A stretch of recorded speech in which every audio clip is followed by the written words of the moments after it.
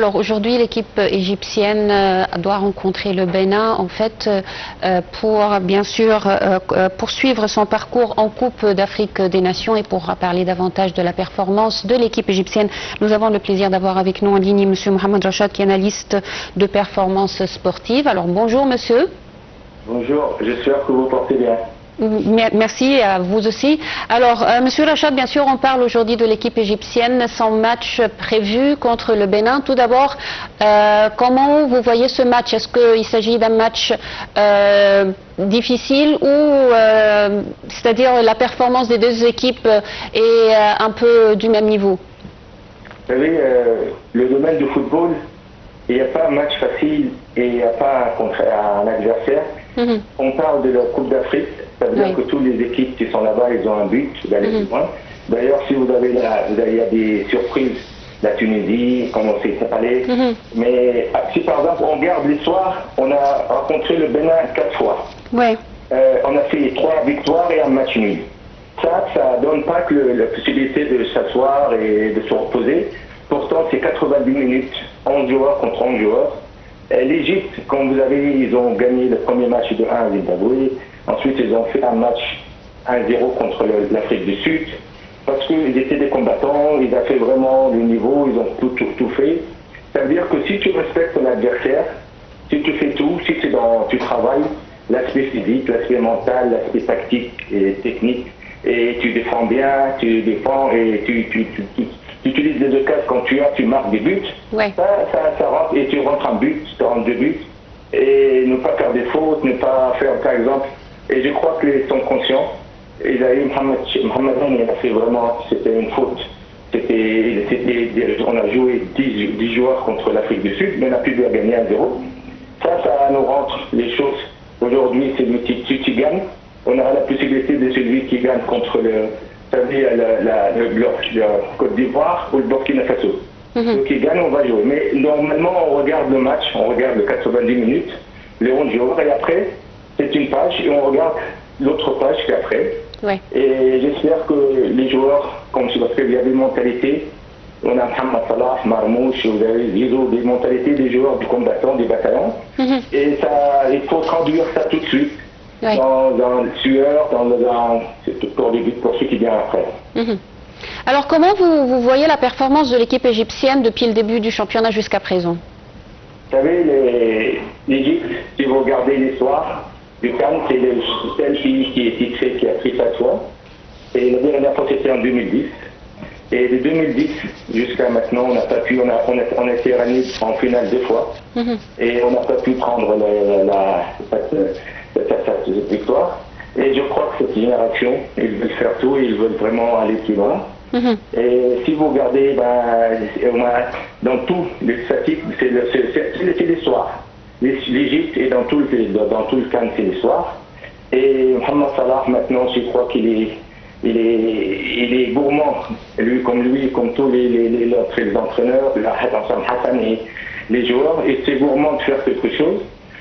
Et vous savez que ça reste un match 90 minutes et il ne faut pas attendre des surprises. Pourtant, si tu marques, si tu saisis des occasions et tu marques l'occasion, ça te rend le match facile et vraiment tu ne rentres pas dans les 30 minutes.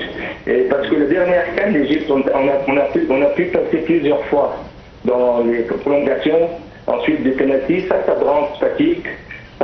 Si tu peux avoir des blessures, ça peut être. Mais je crois que le Bénin, si on gagne, c'est un match. Mais comme je vous dis, il n'y a pas un adversaire facile.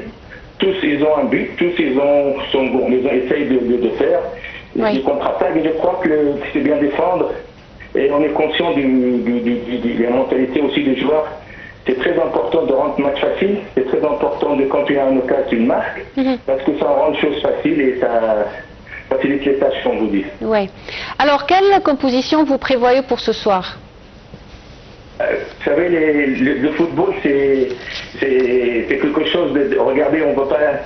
Mais il faut vraiment celui qui gagne, c'est lui qui fait vraiment l'effort possible, c'est lui qui défend, c'est lui qui vient défendre entre les deux dans les lignes. Et l'aspect aussi mental, c'est très important, avec l'aspect physique, l'aspect technique et tactique. Et ça, c'est tout c'est tous ensemble qui fait l'équipe, travail d'équipe. Il faut vraiment travailler d'équipe, il faut prendre la possession de ballon, il faut vraiment entre les lignes, il faut bien défendre. Il faut bien saisir les corners, il ne faut pas éviter les fautes devant les 18 mètres, il faut éviter les corners, il faut faire des fautes. Oui. Pas dire, mais des fautes, c'est pas le moment parce que ça peut éviter d'avoir des cartons. Et ça, il faut vraiment avoir la mentalité très bonne pour pouvoir bien défendre. Et je crois que l'Égypte, vous savez, l'Égypte, c'est comme je dis que c'est l'histoire. L'Égypte, si on parle d'Égypte, c'est le seul équipe qui a gagné cette fois. Parce que c'est écrit sur le maillot, sur le blason. Et j'ai vraiment, comme je vous dis, si tu gagnes, on attend, Inch'Allah, que l'Égypte va gagner. Mais pour gagner, il faut vraiment faire tout pour tout gagner, il faut que ça soit mérité. Il faut vraiment, parce que si tu gagnes et si tu montres ton caractère, ça c'est un message pour les équipes qu'il va faire. Et surtout que, comme je vous l'ai dit, on attend le gagnant de Burkina Faso et de Côte d'Ivoire. Ça, tu lui donnes une image comment tu rentres et tu obliges les adversaires à te respecter. Ouais. Ils vont te respecter avec ton histoire, ça c'est l'histoire, mais comment tu as joué, comment tu as fait, comment tu lis les cases. Ça tu me donnes que tu vas aller plus loin. Pour aller plus loin, c'est un rêve, mais il faut vraiment faire ce rêve en réalité. Comment? Mais en respectant, en faisant tout, en donnant tous et quand il y a 11 joueurs, c'est 11 guerriers sur le même cœur et sur le même. Et je crois que on sont conscients et je crois que ça, on entend de mieux que leur vie. Ouais. Et avec Pierre Guichououch, c'est bien sûr, c'est l'arbitre. Oui. Bien sûr, il faut vraiment, vous savez, on demande tout faire. Il ne faut pas être naïf, il faut vraiment rentrer. Je crois que c'est content, mais il ne faut pas dire que nous, on a battu le Bénin 3 fois et avait un match nul. Mais vraiment, non, il faut vraiment que ce soit le nouveau travail. Alors, selon vous, M. Rachad, quel est le facteur ou les facteurs clés qui peuvent mener à la victoire, bien sûr, de l'équipe égyptienne? Je dirais que c'est l'individualité. L'individualité, mais le travail de groupe. Le plus important, c'est l'équipe, le travail de groupe. Mais des fois, c'est l'individualité qui fait la différence. Et ça, la preuve, c'est le premier match, c'était Marmouche et Mohamed Salah. Deuxième match, Mohamed Salah. C'est-à-dire que c'est ça, le caractère des joueurs. C'est comme ça que quand tu as la confiance, quand tu rentres, et bien sûr, tu rentres dans le match, il faut bien rentrer pour tout faire. Et c'est ça le but. Ça, c'est dans tout le sport, dans tout le domaine. Si tu rentres 100%, 200% même, si tu fais tout, si tu es confiant, si tu travailles, et Dieu va t'aider, Dieu tu vas te guider sur la victoire, pas dans le football, mais dans la vie générale. C'est un travail d'équipe, c'est vraiment un travail d'équipe. Mais travailler d'équipe, mais des fois l'individualité qui fait la différence. Et surtout, comme je vous ai dit, qu'on a des bons joueurs, on a qui ont de caractère, ils sont conscients. Et surtout, ils veulent aller plus loin. Et en allant plus loin, ça veut dire qu'il faut voir les moyens, il faut faire tout pour essayer de faire ça. Et il faut vraiment, comme je vous dis, respecter l'adversaire. Et dommage, nos frères tunisiens, ils ont joué contre le Mali. Le Mali, ils ont joué 10, mais ils ont eu ils n'ont pas eu de cases et vraiment ça est allé jusqu'à la prolongation, jusqu'au penalty. Et comme je vous dis, les Maliens, ils ont perdu le penalty. Mais c'est ça qui est bon, c'est le caractère, c'est le physique. Tu peux avoir de grands noms, mais c'est comment tu fais et comment tu rentres dans le terrain et comment après, tu mérites. Tu travailles, c'est mérité que tout de suite fait. Oui. C'est pas tout de suite mérité. Alors, selon vous, quel était le match le plus difficile c'est-à-dire dans le parcours de l'équipe égyptienne depuis le début du championnat, des 3 matchs joués? Vous savez, d'ailleurs, l'Égypte est 7 points. C'est le premier du groupe, ça joue contre le Bénin. Aujourd'hui, si tu gagnes, je crois que ça va démarrer ceux qui vont venir après. Chaque match, c'était un match difficile. Chaque match, surtout quand tu joues contre tes adversaires, comme je vous dis, j'ai vu qu'il y a c'est-à-dire la Tanzanie, vous avez le Soudan, et tu rentres, tu fais tout, tu joues à 200% même, et tu rends après qu'est-ce que tu joues. L'Égypte, maintenant, je crois qu'après, s'ils vont jouer contre le Côte d'Ivoire ou la Burkina Faso, et ceux qui après, ça commence vraiment à être le meilleur des équipes. Et tu vas jouer contre le meilleur, et il faut vraiment, pour gagner, il faut que tu sois le meilleur des meilleurs. Et ça, je crois que ce qui vient après. Il faut vraiment respecter. Il faut que ce soit plus le match important, il faut plus le match difficile pour rentrer. Il ne faut pas rentrer, avoir peur de l'adversaire ou rentrer, croire que l'adversaire est facile. Oui. Il faut vraiment rentrer comme c'est, tu sais tout.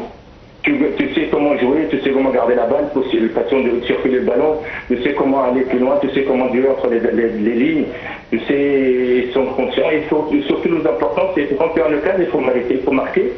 Parce que quand tu marques, ça te rend le match facile et ça t'évite d'aller plus loin, ça t'évite de vraiment prendre relégation. Et le plus important, c'est défendre. Et surtout, on a Chinaoui, on a les défenseurs. Et on espère le bien pour l'Égypte. Oui, bien sûr. Je vous remercie infiniment, M. Mohamed Rachad. Je vous remercie infiniment. Merci beaucoup pour ces explications.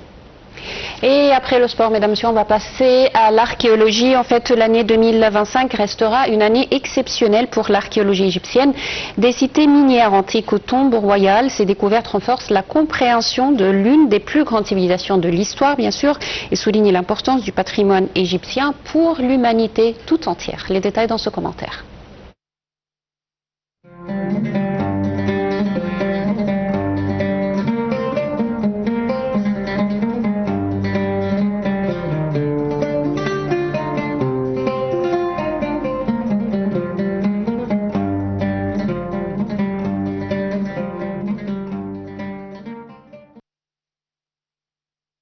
L'année 2025 a marqué un tournant majeur pour l'archéologie en Égypte, avec une série de découvertes exceptionnelles relevant de nouveaux aspects de l'une des plus anciennes civilisations du monde.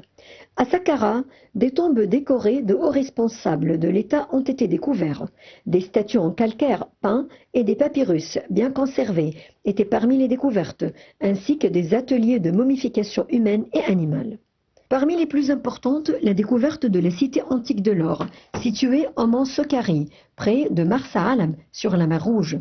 Vieille de plus de 3000 ans, cette ville minière comprend des installations complètes d'extraction et de traitement de l'or, des fours de fusion, des zones résidentielles pour les ouvriers, ainsi que des inscriptions en hiéroglyphes, en démotique et en grec. Une découverte qui confirme le rôle stratégique de l'or dans l'économie de l'Égypte ancienne. À Luxor, les archéologues ont également mis au jour de nouveaux éléments liés à la tombe du pharaon Thoutmôsis II, de la 18e dynastie. Des objets funéraires, des inscriptions royales et des fragments de mobilier apportent un éclairage inédit sur les rites funéraires du Nouvel Empire.